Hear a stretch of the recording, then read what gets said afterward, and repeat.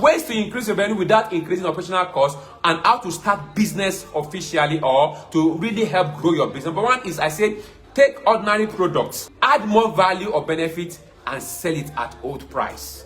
Again, take an ordinary product, all right, that is everywhere, all right, add additional value to that product and sell it at the old price. So invariably, everybody, for example, is selling an item A, all right, and because they are selling item A, it is everywhere, and they already know the item to be able to do X, Y, Z. Let's say, for example, a pen, or let's say a laptop. All right, laptop is known everywhere because everybody uses that now for businesses, communications, and also office, and several other things that they use laptop, gaming, and the rest itself. So now we know the specific functions that the laptop serves. All right, MacBook, depending on what we are using, even that of phones, and we know those specific functions that they serve.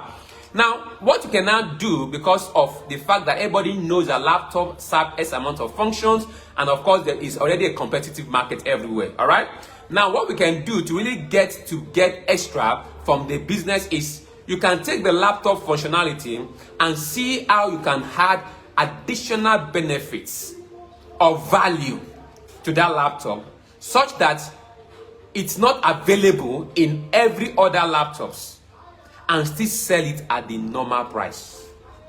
So invariably, if your laptop is, let's say, 8 gig RAM now, all right, and it's selling for, hypothetically, let's say 250,000 naira, let's just say like $150, all right, and with that said, that is the price you see at every shops right here within your vicinity or your locality. We now try to take that same 8 gig RAM and make it, let's say, 12 gig RAM, or you make it 16 gig RAM, all right, and with that itself, you still now went ahead to sell this same laptop after adding that additional benefit to it at the same price of $150 or 250,000 naira. Now, what you have been able to do is to ensure that you have added more value and benefit to the laptop, all right, which of course everybody has the 8 gig RAM, but now you now have 12 gig RAM laptop and you're still selling it at the same price. So what you're going to do is going to attract heavy users of that laptop, apart from the normal niche you're already servicing, because you now have a 12 gig RAM laptop for the same price.